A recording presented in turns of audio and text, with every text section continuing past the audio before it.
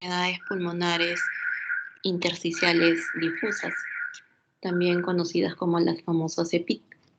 La EPIT engloba un conjunto de más de 150 enfermedades que se han agrupado en diferentes tipos de grupos. Yo les traigo acá una clasificación que la hace la Sociedad Española de Neumología, que ha clasificado las enfermedades difusas en tres grandes grupos: las neumonías intersticiales idiopáticas, aquellas que tienen causa conocida, aquellas que son primarias o asociadas a otros procesos no bien definidos.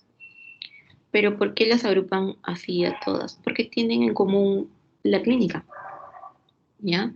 Por eso. Entonces, vamos a ir viendo estas. Ya.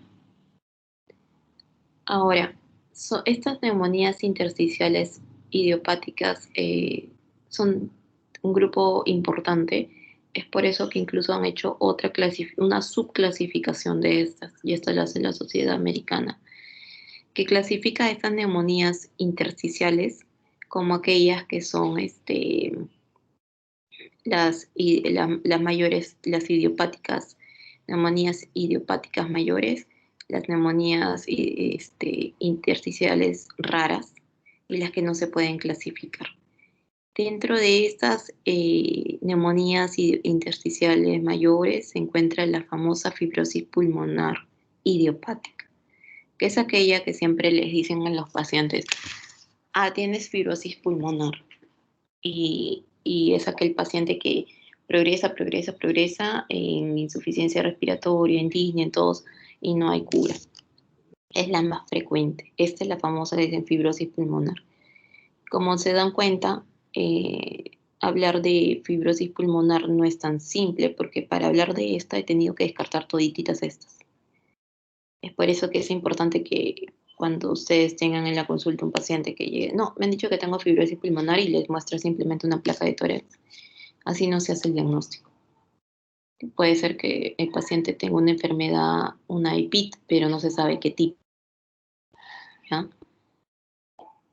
Entonces seguimos. Entonces, ¿qué pueden tener en común estas EPIT en general? Que el paciente presenta disnea, presenta tos seca, puede presentar hemoptisis en algunos casos, puede presentar dolor torácico, pero estas generalmente son complicaciones, porque de repente el paciente se infectó y actualmente está por eso con hemoptisis. O de repente el paciente ha hecho un neumotórax y está por eso con dolor torácico. También pueden hacer TEP. Básicamente, disnea, tos seca son los síntomas más frecuentes. Pero el examen físico que puedo encontrar en la mayoría, no en todas, en la mayoría de PIC, son los crepitantes. También puedo encontrarle paciente acropagias. Hay algunos que pueden presentar sibilantes, en las que se llamaban antes alveolitis alérgicas extrínsecas, pero ahora se llaman unas neumonitis por hipersensibilidad. En esas, ¿quiénes tienen este tipo de neumonitis por hipersensibilidad? Aquellos pacientes que han estado expuestos, por ejemplo, al heno de la granja, o han estado expuestos a aves. Más que nada, ese tipo de pacientes han estado expuestos a un alergeno constantemente. Entonces reaccionan de manera alérgica y hacen sibilancias de manera crónica. Estos eran los llamados anteriormente alveolitis alérgica extrínseca, ahora llamados neumonitis por hipersensibilidad. Entonces, pero hay otras EPIT que van a mostrar también sus características particulares de cada una, porque dijimos, miren, son un montón. Esas son solamente algunas. Hay otras que no se pueden todavía agrupar y se ponen como otras EPIT simplemente. Entonces, ¿qué pasa con estas EPIT? Que estas pueden progresar y llegar a la hipertensión pulmonar, ocasionando un cor pulmonar crónico, o sea, una insuficiencia cardíaca, ¿no? Que va a mostrar edemas, hepatomegalia, incurgitación tubular. Entonces, es importante diagnosticarlo, porque si no pueden progresar. También pueden encontrar síntomas y signos extrapulmonares estos pacientes. en aquellas EPIT que están asociadas a enfermedades. Por lo general es quienes. De repente estos que tienen causa de fondo conocido, por ejemplo, pacientes que tienen ya una esclerodermia de base, puede atacar también el corazón y dar una enfermedad de EPIT. Entonces, ya tienen o artritis reumatoidea y atacan también el pulmón y tienen una enfermedad de EPIT y ya van a tener una afectación en articulaciones, ¿no? Pero hay otros más. Acá les he puesto un cuadro donde podemos ver otro tipo de afectaciones. Afección, puede haber dérmica, ocular, musculoesquelético, dependiendo a qué PIT puede estar, a qué enfermedad está relacionada la enfermedad pulmonar intersticial, ¿no? Pero también puedo encontrar alteraciones del laboratorio que me guíen para ver qué tipo de PIT tiene este paciente. Entonces, lo más importante cuando me llega un paciente que me dice tengo tos, tengo tos seca, tengo disnea, pero ya un data de más de 6 meses, más de un año. Entonces, primero ir descartando que tenga alguna enfermedad del colágeno, que suele ser muy frecuente. Entonces le puedo pedir ANCA, ENA, y puedo ir pidiendo otros exámenes de laboratorio, ¿no? Entonces, luego también parte del estudio es mínimo una radiografía de tórax, ¿no? Para ir evaluando el paciente, si es verdad. Disnea me puede dar muchas cosas. Tos crónica también. Me puede dar una tos crónica, una TB, por ejemplo. Me puede dar tos crónica, disnea, una bronquiectasia. Me puede dar una enfermedad cardíaca, también disnea crónica, tos crónica, me puede dar. Entonces, mínimo pedirle una radiografía de tórax cuando tienen el contacto ya con ese paciente, ¿no?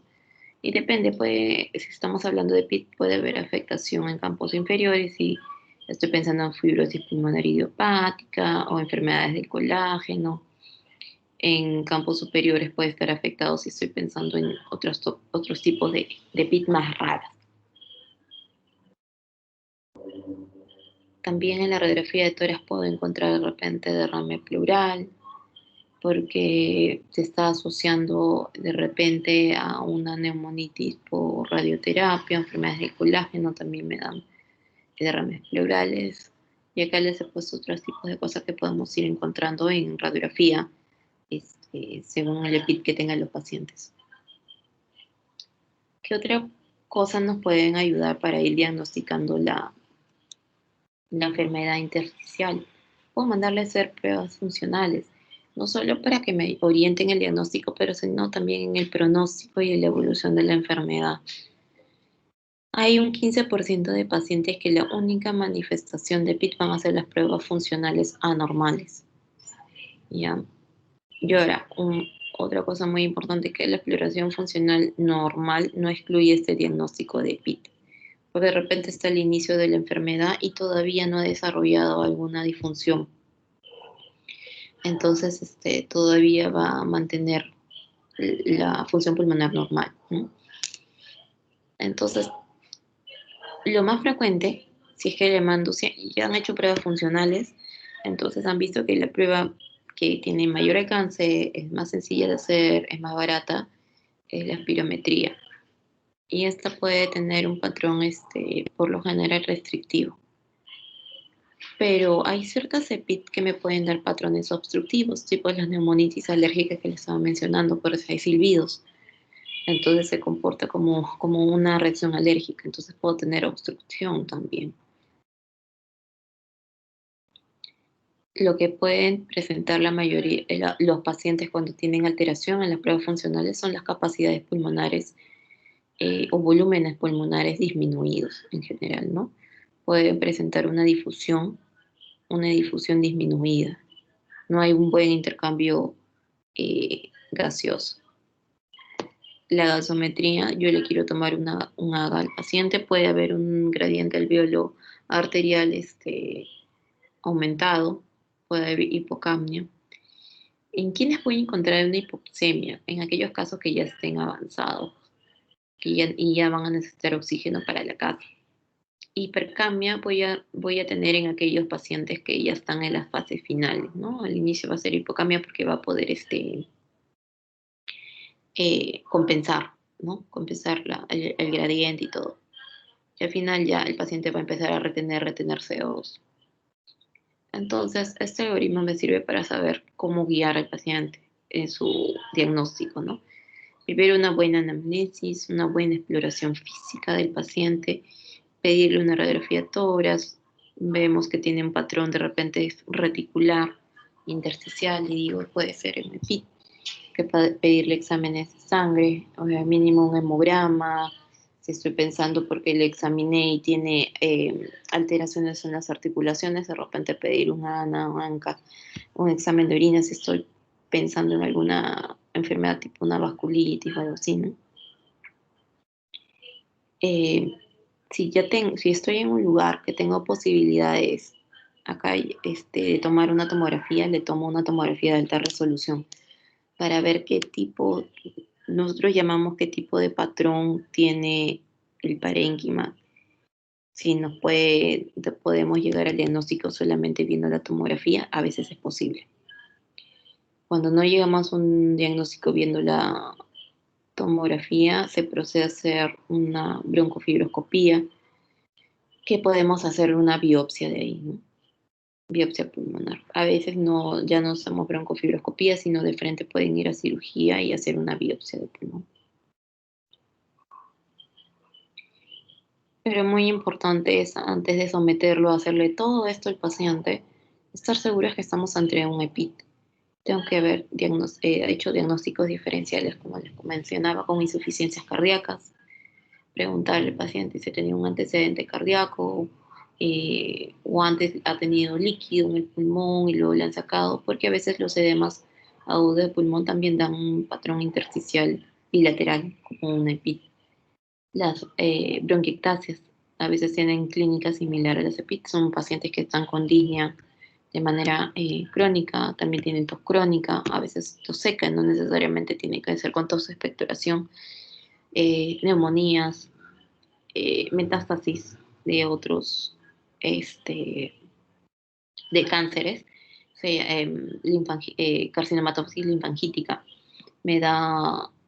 es una metástasis a pulmón que da un patrón intersticial bilateral, ¿no? Y acá el diagnóstico lo tengo que hacer ya con una biopsia de pulmón.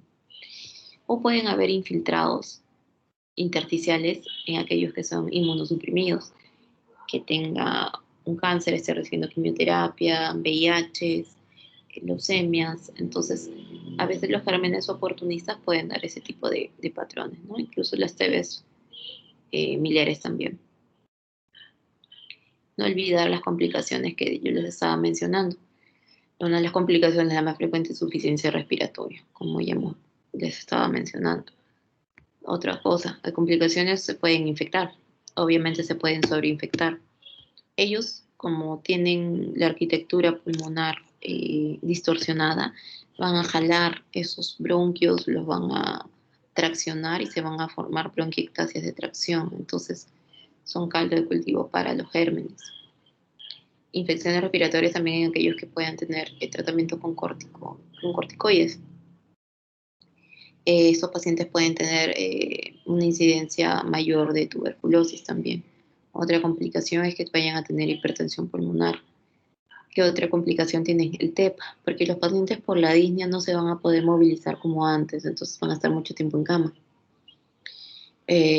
También pueden desarrollar insuficiencias cardíacas, ¿no? Por el mismo hipertensión pulmonar.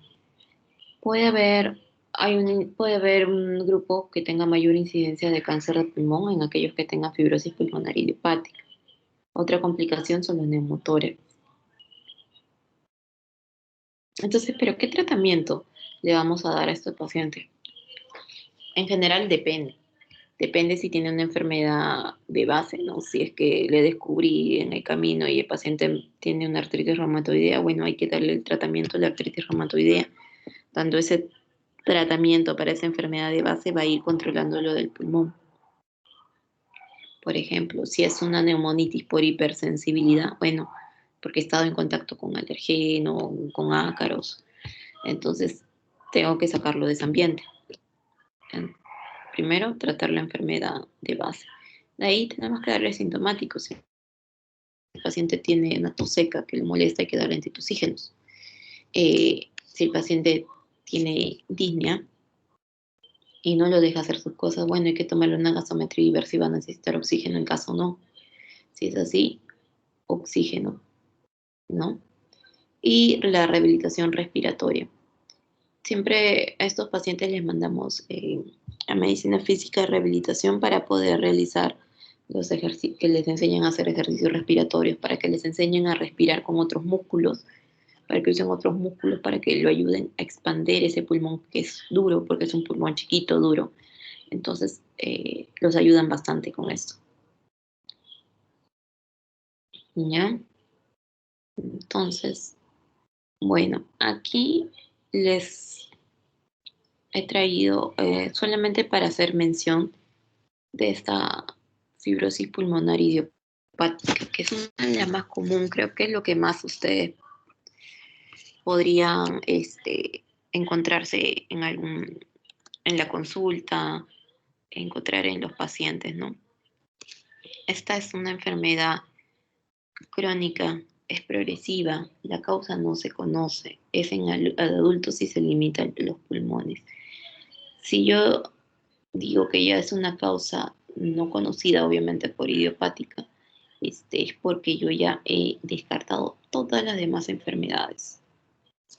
Entonces, dense cuenta que al primer contacto con el paciente, yo no le puedo decir tiene fibrosis pulmonar. Entonces, hay que hacer el estudio. Generalmente ataca a quienes mayores de 50 años. Es el típico paciente que viene con disnea, con tos seca, tiene crepitantes vivasales, predominio vivasal, que puede estar en todo el pulmón, claro, pero predominio vivasal inicia pues en bases por eso. Le dicen crepitantes tipo velcro. Cuando le toman una biopsia a estos pacientes de pulmón, el médico de anatomía patológica lo informa como un patrón de neumonía intersticial usual. Ese es el tipo de informe que tienen estos pacientes, ¿no? Entonces, lo primero para diagnosticar es haber excluido todas las enfermedades intersticiales que se me puedan ocurrir, todas. Incluso las que sean por exposición, las que sean por enfermedades de colágeno, por toxicidad de drogas. Luego tengo que ver la tomografía, si es compatible, si es que la imagen es compatible o no con la fibrosis pulmonar idiopática. Y con todo esto podría ya hacer el diagnóstico, ¿no? Entonces, este tipo de pacientes van a presentar unas tomografías que tengan, como dicen, en panal de abeja. Si se dan cuenta, son pequeñas áreas, como quistes pequeños, agrupados en varias filas. Esto es en panal de abeja. Predominio bilateral, subpleural, porque está junto a la pleura. Basal, empieza basal, de abajo para arriba va esta enfermedad. Entonces, esto lo encuentro en este tipo de pacientes. Acá ya no hay nada de intercambio gaseoso, es un pulmón que no va a regenerar. Eso de que no regenera, queda así. Pero no es tan fácil hacerle diagnóstico porque acá esto también lo puede tener aquel paciente que tiene una artritis, un reumatoidea, una esclerodermia, que no ha cuidado su enfermedad y ha progresado la enfermedad del pulmón y también puede tener esto. Es por eso que es difícil llegar al diagnóstico a veces, y es un diagnóstico que se debe hacer en conjunto. Entonces acá hay otras enfermedades que también me pueden dar este tipo de patrón, ¿no? Y acá le he puesto este cuadrito. Acá está un patrón de Banal. Varias otras enfermedades pueden tenerlo, entonces por eso es que se necesita ver bien la clínica, excluir las otras patologías de los pacientes y recién podría pensar en que tienen una fibrosis pulmonar idiopática. Bueno, eso es ¿Alguna, alguna pregunta sobre las enfermedades intersticiales? Disculpe, doctora, tengo una duda. Tengo Sí. entendido que, bueno, en este caso los pulmones son duros, como menciona. ¿No habría riesgo en realizar la biopsia? ¿Qué condiciones podría tener el paciente para que mandemos una biopsia o cuáles serían las maneras en que podríamos asegurarnos de que esta biopsia no sea perjudicial para el paciente? Ujú. Exacto, ese es el gran problema. Ya tienen, sí, hay mucho compromiso, depende del estadio que veamos el pulmón, ¿no? Sí, el problema es que cuando están avanzados, yo digo avanzado cuando ya veo esto, cuando el de ya está avanzado. Como es un pulmón que no tiene una arquitectura normal, si entro con el broncoscopio probablemente saco un pedazo y puedo tener neumotórax.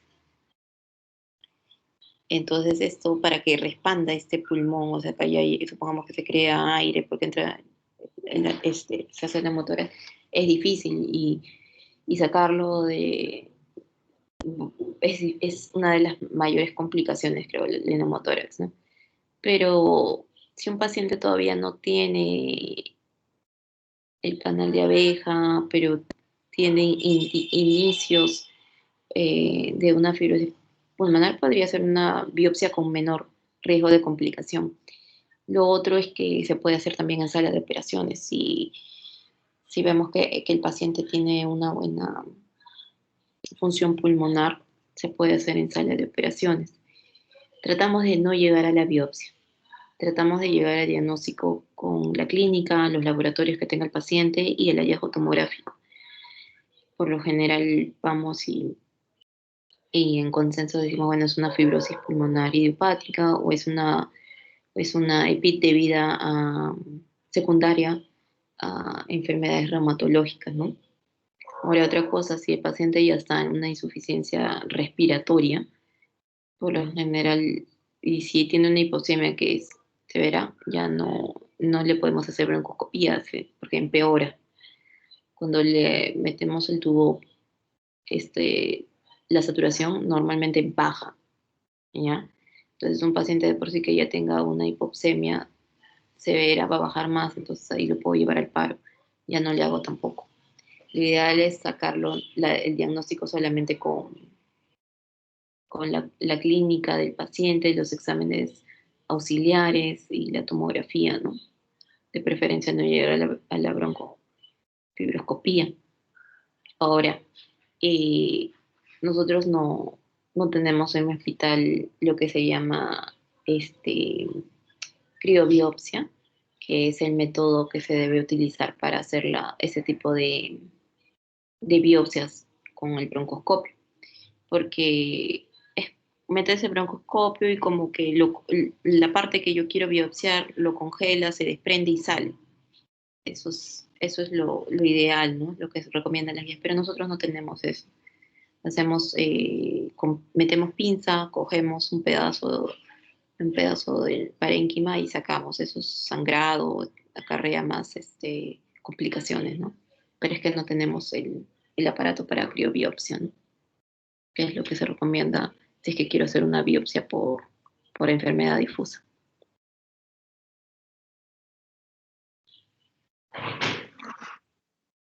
¿Alguna otra pregunta?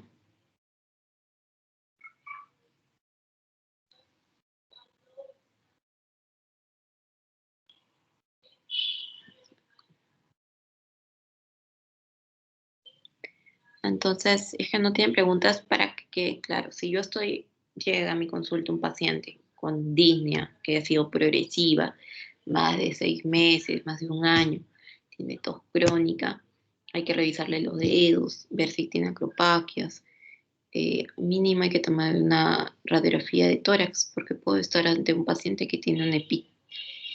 Si en la radiografía de tórax me sale que tiene un patrón reticular, tipo unas arañitas en los dos pulmones, hay que pensar que hay que hacerle un estudio, ¿no? De este, que es como el que estábamos dirigiendo por aquí. Entonces, esos pacientes hay que tratar de diagnosticarlos rápido porque no queremos que se compliquen con insuficiencias respiratorias que lo lleva el oxígeno, porque hemos tenido varios pacientes que han estado, no sé, a veces llegan a la consulta en el hospital y han estado más de 2 años con tos seca, disnea y ha ido empeorando. Entonces, el paciente ya tiene insuficiencia respiratoria, ya tiene hipertensión pulmonar y estos pacientes ya tienen de por sí mal pronóstico, ¿no?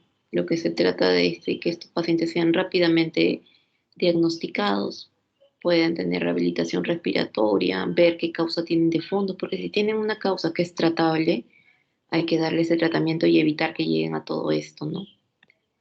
Como vuelvo a repetir, hay unas que sí tienen tratamiento y hay otras que no tienen tratamiento, como la fibrosis pulmonar idiopática, que no tiene tratamiento, que es progresiva, que el paciente puede morir prácticamente ahogado al cabo de 3 a 5 años, dependiendo, ¿no? El único tratamiento que tal vez le pueda dar, ofrecer es el trasplante de pulmón, que se hacía hasta antes de la pandemia, pero actualmente, bueno, ya vino la pandemia y ya no se están haciendo no se están haciendo trasplantes de pulmón, ¿no?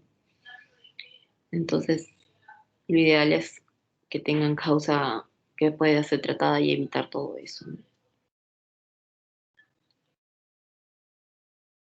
Preguntas, chicos.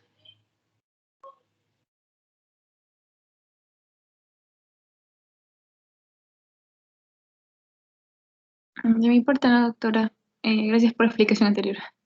No, no se preocupen. Bueno, si no hay preguntas por ahora, no sé, pues seguro que no hay preguntas.